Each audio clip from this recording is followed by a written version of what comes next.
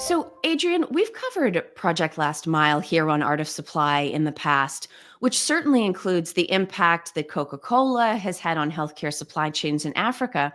But getting to talk to someone and gather their firsthand perspective about the mission and the work and the change that has been done is a huge opportunity. So, can I have you start off the conversation today? And I know this is hard, but give us a high level overview of Project Last Mile and then maybe the role that you fill within it. Sure, Kelly, and it's a real honor to be part of the podcast today. So looking forward to this discussion. So Project Last Mile, one has to take a step back and say before you even look at what's the objective or the mandate of Project Last Mile, it's to emphasize that we don't exist for our own purpose. We really do exist to support some amazing donor partners in their objectives in public health, in the public health space, and particularly in building strong health systems in Africa, because that's the focus of Project Last Mile. So, so flowing off that, the reason Project Last Mile was originally set up was based on this notion that one could find a Coca-Cola product virtually anywhere in Africa, as you covered in your first podcast so eloquently. But it's a real injustice if you can't find a life-saving medicine in that same type of place, in that same hard-to-reach part of the continent. And so, our mandate is, well, let's see if we can bring some capabilities from the private sector and in this instance from a business system that has worked for decades across the continent, and see if they could be applied to how health systems operate to make sure that life-saving medicines are consistently available. It should never be a case that you go to a hard-to-reach part of the continent and you can find a beverage and not a medicine that could save a life in that same place. Very important part of our drive and our cause to always have that value underlying everybody who is associated with Project Last Mile. So subsequent to that, we've realized that it's not just about medicines, it's also about people accessing health services. And so that's what our mandate essentially is let's take best practices, let's take learning successes from a business system that has really worked, that being the Coca-Cola system, and see how we can support the donors in their ambitious goals to eradicate the world of preventable diseases. Now, I think ambitious is the perfect word for everything that we're going to talk about today, because not only did you take Coca-Cola's supply chain ability to get a cold Coke into every hand that wants one in Africa and transport it into healthcare, but you've also taken what was a one organization capability and leveraged a network ecosystem of partners in order to make that possible at scale over the long term.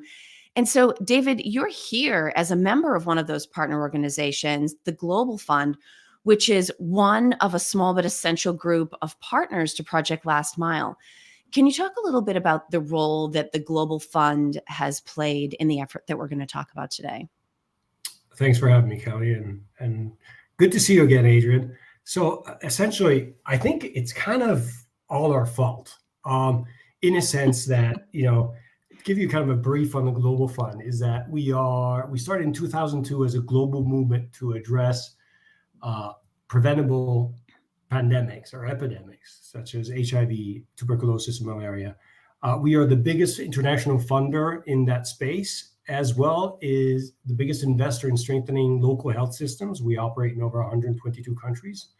So we invest roughly around $1.5 billion per year in health system strengthening. And it's a partnership that has collectively saved over 59 million lives. Now, in terms of how we operate, we're quite unique because we have a unique implementation model. So we base ourselves essentially around the principle of country ownership, where we advise and empower countries to find the best way to manage these diseases and challenges. Mm-hmm. And we're kind of a unique partnership model in the sense that we are composed of, from the beginning, private sector, our donor government, civil society, and implementing countries. So our role has been, particularly my team, which is a private sector engagement team, is really to facilitate access to medicines, but also to best practices and infuse these best practices from the private sector into public health systems. So when, exactly as Adrian said, when we were going about our work about 20 years ago, we realized very rapidly that even though we could get medicine into countries' port of entry at the lowest possible cost, we were facing a dramatic hurdle or challenge around last mile distribution. And that's where this idea around came through our partnership. So it was the Bill Melinda Gates Foundations ourselves that went to Coke headquarters to really ask them whether there could be a partnership to be made. But it was absolutely new. It was unique for ourselves. And I also think it was unique for Coke at the time. Yeah. Now, David, quick follow-up question for you, because we were chatting sort of in the lead up to starting recording today about the fact that certainly the Global Fund has been a part of this effort since very early days. You personally have been a part of this effort since very early days. What are some of the things that you've maybe seen change over the roughly 10-year time frame that we're talking about? I mean, sure, some of it's learnings in terms of execution, some of it's learnings around working together, but what are a couple of the things that really stand out to you in terms of sort of team or cross-organizational evolution over that time? I think it's a greater sensitivity from the public sector and from global public health generally around partnering with the private sector in a creative way, in something that adds value, not just asking private sector donors or corporates to fund certain activities, but really look in ways by which we can learn off of each other and infuse these best practices to make our programs more effective. I think the second key lesson is that it takes a village, right? Nothing will be sustained unless you bring everybody to the table. That includes all the donor parties, all the implementing parties, and you need to have somebody with very strong kind of back and strategic vision like Coke and like Project Last Mile, who's willing to partner with you over the long term. I think at the beginning, we all thought this was easy, right? We just put Coke people in the room, we put Central Medical Stores people in the room, and they'll make it happen. But we actually did find that they do speak two different languages, or different timelines, or different requirements. So having somebody like Project Last Mile with dedicated people who's able to translate that into what it means for the local reality based on the local operational reality of the Coke kind of system, that is the true spirit of the partnership. Now, Adrian, it's funny because David mentions this idea that it takes a village. And certainly that's something that personally, professionally, I've seen work very well. I've also been in private sector situations where if the company is a village, there's fighting going on within the village, right? Procurement is unhappy with finance and nobody wants to talk to IT, and marketing is just trying to make sure nobody notices them so they can do whatever they want. When you're talking about bringing together public sector, private sector, people from different continents, you've got different objectives, different literal languages, different corporate languages, different cultures. What did you have to do to align all of those different elements so that you were, in fact, building a village? Yeah, Kelly, I think something David said made me realize to take one or two steps back, because I think that will build into how that was possible to get these disparate ideas, values, all on the same page. So it reminds me of something that you said in your podcast about Project Last Mile, that Coca-Cola on this approach could have just said no.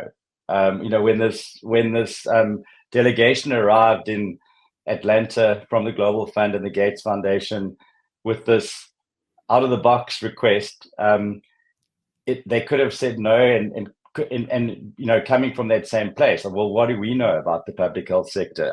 This is risky territory for us to get into. But it was actually the opposite. So, and it builds on what I shared at the beginning, that the need was very well articulated at the time. Basically from this donor group saying we're putting billions of dollars into Africa, that could be saving more lives, and we stumped it as to some of the reasons why medicines aren't available where they should be. So really important to get everyone on side is actually a clear understanding of a cause, because then you have a common objective to chase. And so instead of it being a no, or even let's think about it, it was an emphatic yes. And I can speak directly to that. I was working on a different project at the time in Tanzania, an enterprise development project, and I received a phone call soon after that initial meeting with a clear mandate from the chief executive office saying, we really do want to support this cause. And the mandate was, don't try and make it happen, do whatever it takes to support them in this cause.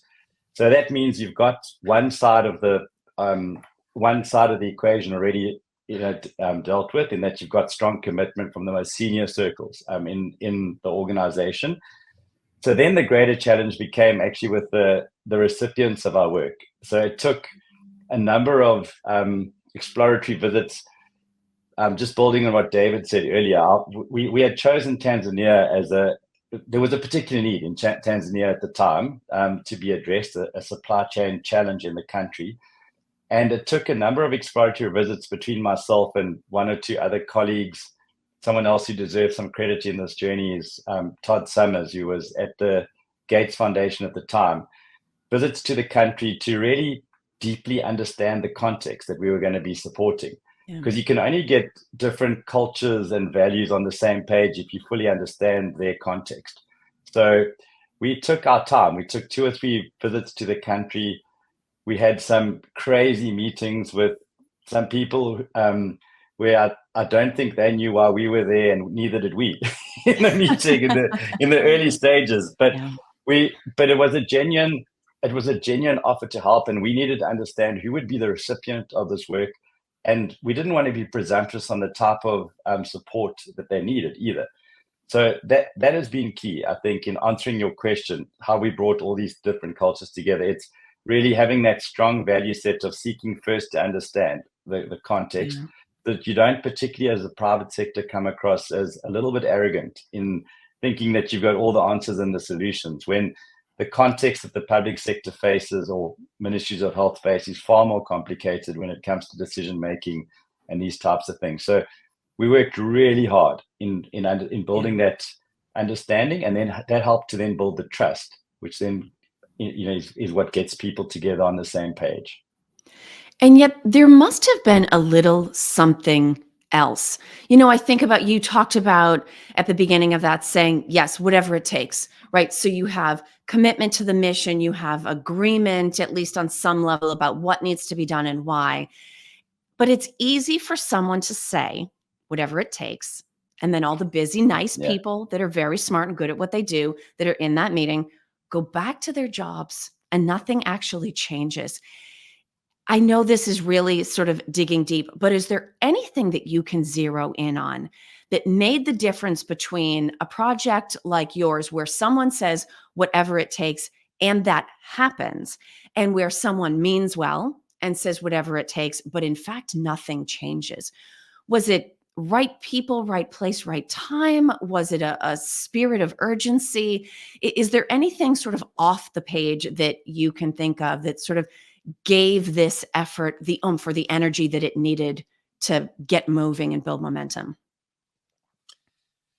Yeah, that's a great question. There are a couple of things that come to mind. I think for starters, I've realized that a great idea also has its right timing. So this type of notion of you can find a Coke anywhere, but why not something else? And you could substitute that for any sort of development need. Sure. It's not the first time. I think Melinda Gates, in her TED talk about it in 2010, makes reference to the fact that she's not the first person to ask that question. And I think it was a great example of leaders across different sectors being ready for that idea to be implemented at the same time. So that was a good starting point.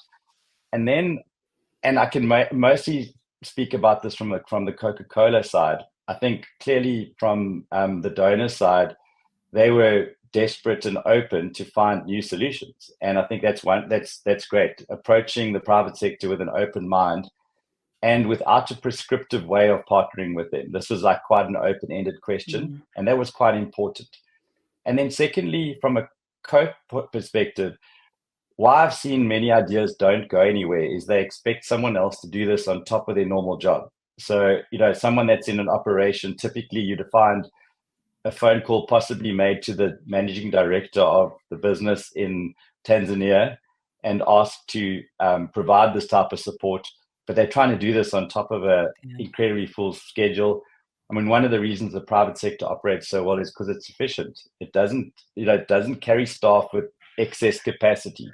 And so really important was that Coca-Cola were willing to dedicate, in this case, I was the very fortunate recipient of their commitments. They recognized that something like this required like a dedicated project manager if it was going to move forward.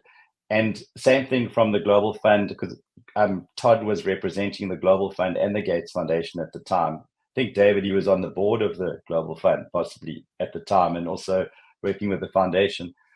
And he was also carved out some dedicated time to take this from a nice idea in a boardroom to a practical project on the ground.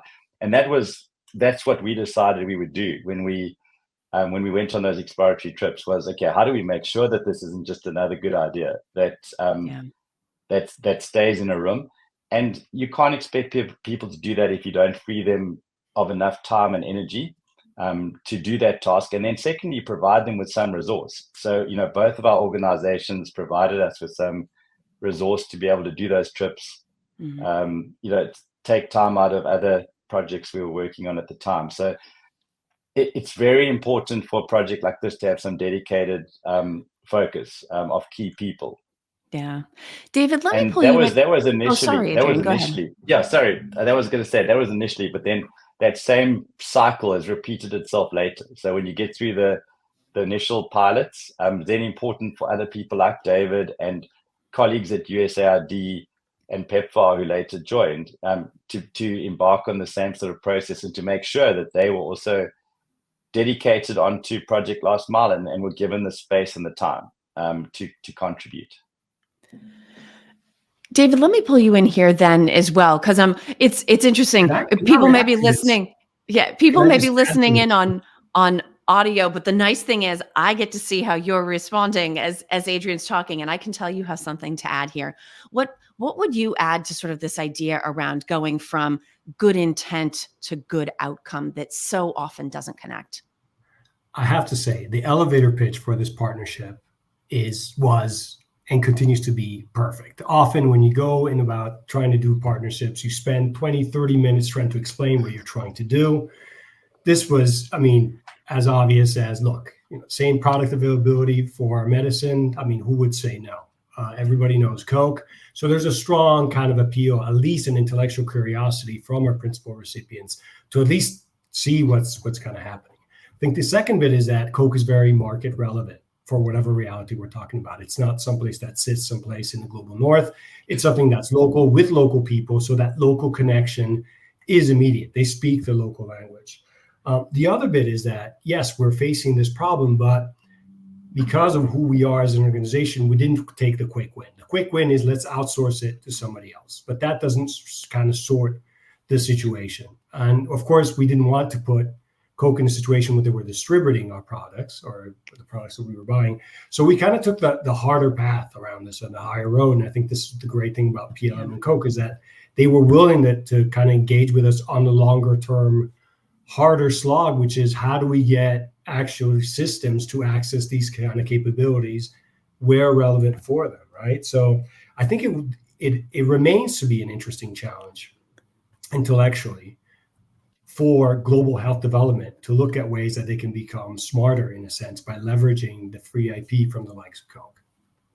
And especially coming from any kind of private sector background, not taking the quick win. That is hard, Because so often we're pressured to show results, to define how we're going to measure success, to start showing numbers against KPIs.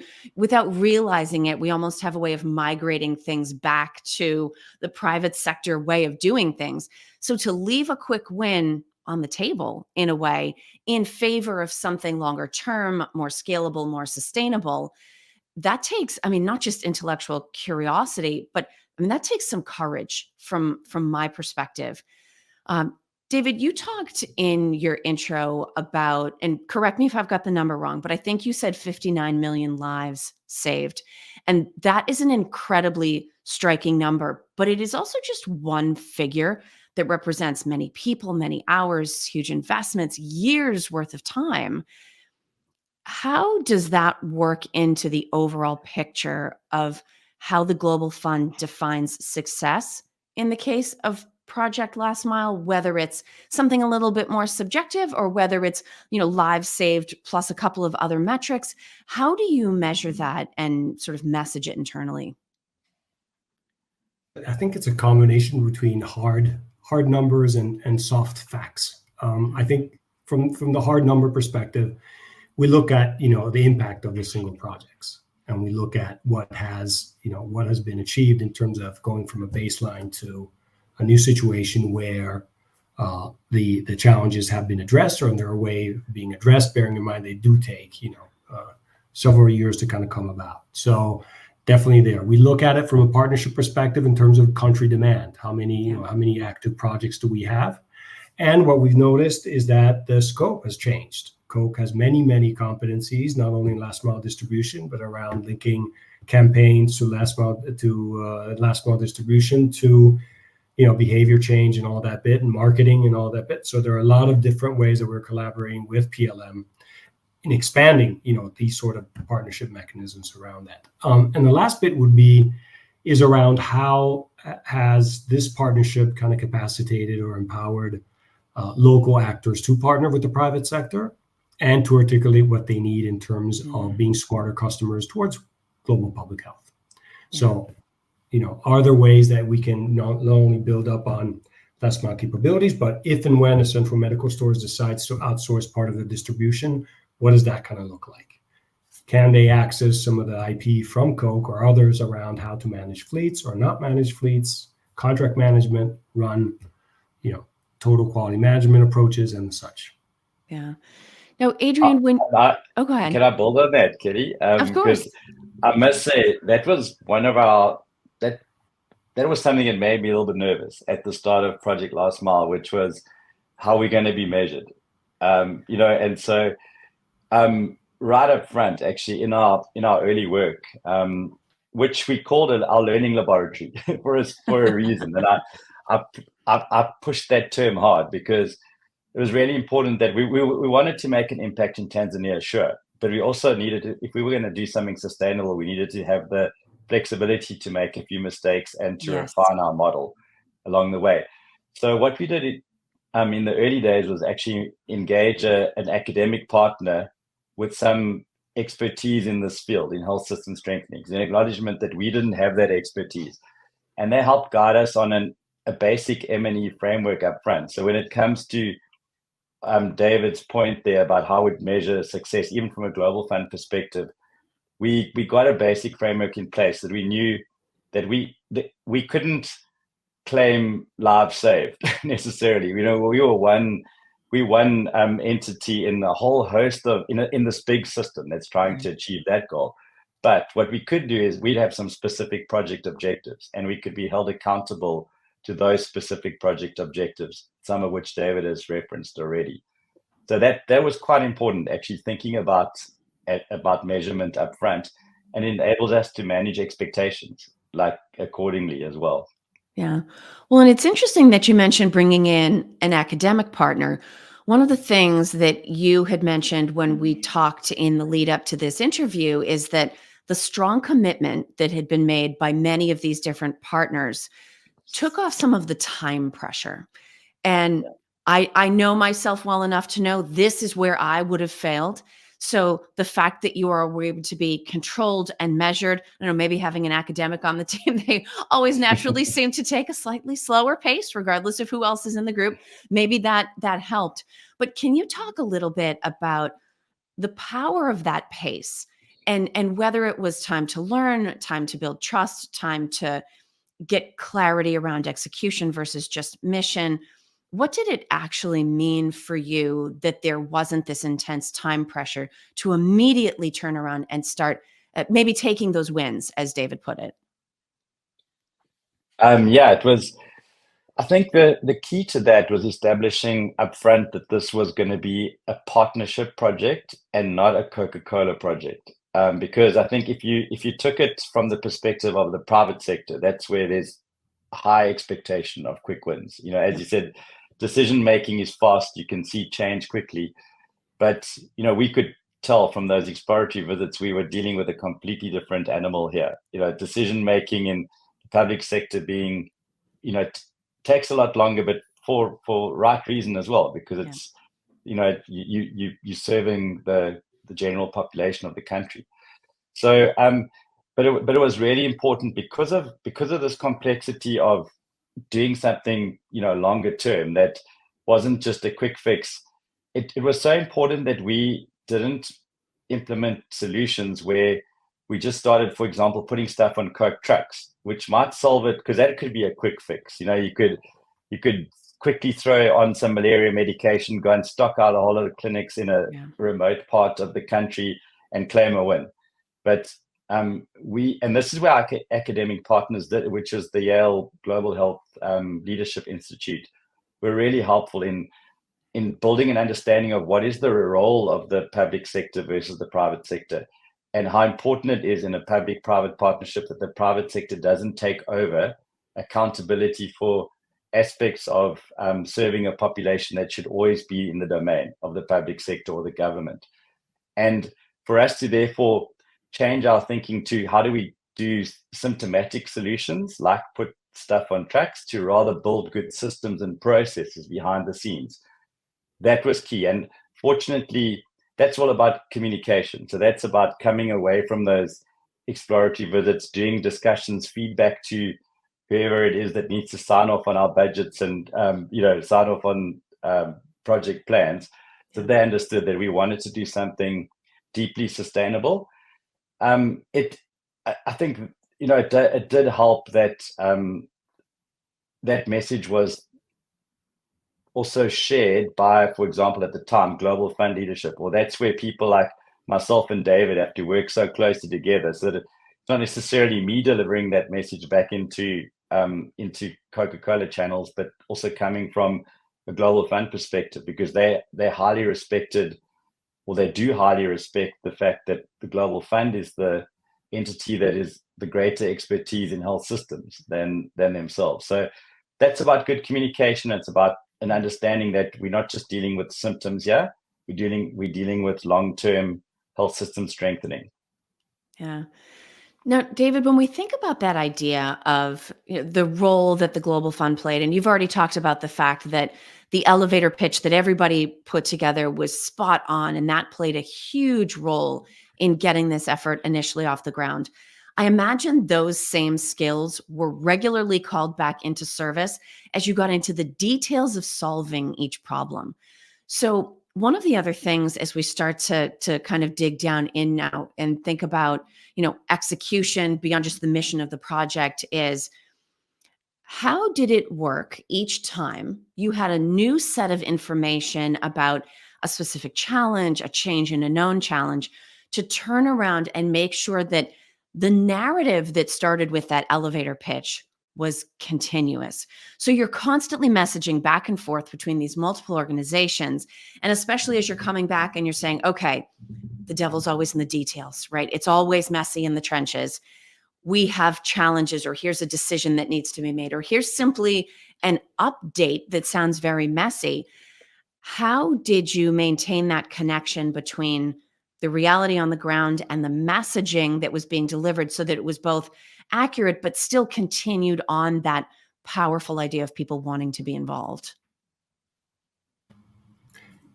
So I think the way we kind of set this up and we came about it, I think, in the right way, as Adrian was talking, that we wanted to get, I guess we learned from Coke. And I think one of the things that Coke does very well, they know their market, they know their customer, right? So it was a learning journey. We didn't come at this from, perhaps at the beginning, we thought this is easy, just, best practices, just infuse them. But what we, in a very short time span, realized that it actually is about building that local trust, that local engagement, and co-creating that solution with the customer, so our implementing partner, in mind. That had a different level set of knowledge compared to what a Coke, franchisee might be, and definitely around what that could kind of look like. So bringing that solution, co-creating that solution, and making that the project kind of the star of the show, rather than what we wanted to project upon it. Of course, we always wanted to go faster, even in global health.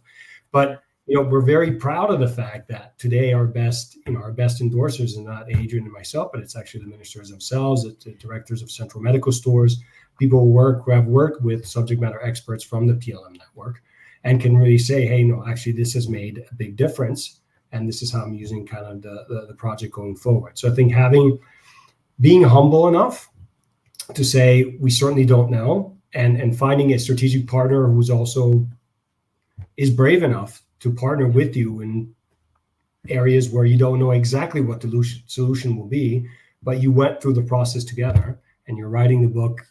With Adrian and I often joke that it's almost every project is different in the same. Now, I think with 10 years under our belt, there are some similar, some findings that we find, some universal truths that I think we can share and distill. But broadly, it's taking the time to really look at what that problem set and what the convening, and sometimes even recognize that whatever solution you come up with is limited to, because the problem might be bigger, right? But at least you're changing, or you're giving access to potential higher level solutions, or at least a longer term partnership in the space. Yeah. And David, would you say that if I think about how we partner together, I noticed in the early days that governments are littered with advice all the time. So there's a lot of it's similar to watching a sports game. We all have opinions on it. It's easy to sit in the stands and criticize those on the field. But I think what we tried to do, and eventually this message does come through, and we see it now today, because the best meetings come when you get an endorsement from a previous client, for want of a better word. So what I think you want to do is, when you're offering advice, also it was clear we could, and this is where we were working with Global Fund teams or USAID teams, that we weren't there just to give advice, but we were going to walk the journey with those recipients of the work, be it the medical stores department or someone working in an HIV program. Really important. You can't just come with ideas. You got to show that you're going to be on the journey with them, and that starts actually with even the donor representatives who are overseeing the work on the ground. They also don't just want good ideas. They want you to get into the nuts and bolts with them, and to at least start the journey with them as well. And I would just add, perhaps, Sure. Coke and the likes of Adrian, they have enormous street creds when it comes to flexing what they do in their field, in that sense. So that brings about, instead of having, for lack of a better term, all these, professional advisors, these are just people who actually do the work and occasionally professionally advise based on, the best practices that they're carrying in their work that every day kind of leads to results. So that is a different relationship around it. And I think the great thing also with PLM and the PLM model is that it's not about implementation. It really is kind of infusing that practice into day-to-day practice. So we're not outsourcing, we're not doing the work for the principal recipient, but we're actually accompanying them as a partnership. Well, and the interesting thing about that, go ahead, Adrian. No, I feel like I'm cutting you off. So sorry. This might go on for another 2 hours. I'm gonna go get a cup of coffee. You guys. Yeah. you can cut out where we've got off track here, but just as David's speaking there, it just reminds me of something that I possibly didn't emphasize like through our learning laboratory, that's where it became apparent that having this middleman entity like Project Last Mile represents is really useful if you're trying to create public-private partnerships. Because to put Coke people directly in the room, Coke operational people directly in the room with staff of a Ministry of Health, it's highly unlikely that that's going to move forward to something really practical, because we were able to develop a bit of a knowledge and a context of the public sector and then translate it and prep the private sector. So we're careful not to bring in our operational folks too early in the process, because that way you just frustrate them, and you also confuse those in the public sector with the motive of why that person is sitting there. So timing is everything in this process. But I think for other models, anyone else wanting to replicate what we do, the willingness from our partners, because funding comes from all of our partners, to create an entity that can be this facilitator is really important. Well, and I think it's interesting too when we think about the fact that this is not just, or has become not just, about getting medicines to rural locations. It's started as last mile, right? But it has expanded to being much more than logistics. And today you're actually working to generate demand around education. I mean, certainly cold chain, we've talked about that with the example of the Coke, but inclusive business models, analysis for the sake of route to market, and even some of the strategic marketing and communications around the availability of healthcare support. So it's not just about having the medicine or the treatment in the location. It's about making sure that there's a local market for that is just engaged and informed, as eager to participate as they are interested in having a cold Coke. Adrian, how did you expand from that sort of very focused mission around allowing the medicines to follow the path that the soda took, to allowing all of the surrounding benefit that could come with it, the communications, the education, the demand gen for some of the other things that could be pushed out once you had built this network? Actually, right from the start, we knew that those capabilities would be necessary later, because if you had to take a step back and ask anybody working out in a remote part of Africa, what do you admire about the Coca-Cola system that if they were willing to lend it to you, would make your business or your NGO work better? And I mean, it starts with creating demand. So as much as we were focusing on the logistics distribution side, the private sector has this benefit of it's easier to integrate. You're all sitting in the same building mostly. You understand that generating demand and fulfilling that demand go hand in glove. Yeah. So that being said, though, our initial mandate was more specifically on the logistics distribution side. But we always kept an eye out for that opportunity to expand into the demand creation or strategic marketing, as we call it, component. And that came with selling those benefits into the public sector. And that was done jointly with David and colleagues from other of our donor partners, where sharing that, and basically that comes with sharing best practice. So you explain to people, well, your uptake of HIV services, let's use as an example, because that's been a huge focus, is going to be so much better if you understand your patient better.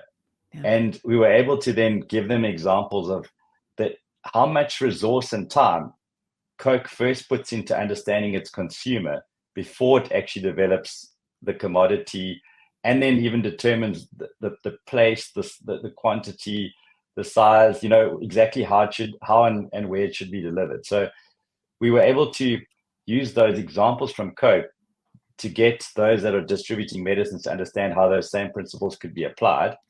And then it made sense, let's not just focus on distributing, let's make sure that we actually create a pull factor as well.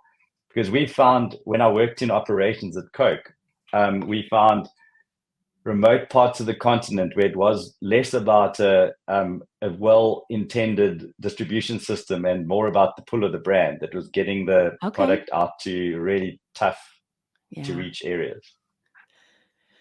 Now, David, as we start to sort of maybe wind this down, but start to think actually longer term in terms of what's next. Um, I'd be interested to know from you if there are any unique forms of success that stand out to you in your mind. So we talked about metrics, we talked about definitions of success earlier on, but when you actually think of the meaning of what all of this work has allowed you to achieve, are there any success stories or achievements that really connect with you personally that you sort of carry along with you as you hit challenges or go into new meetings where there's new roadblocks maybe to overcome or new topics to figure out? What stands out in your mind, excuse me, as a particular success associated with this effort?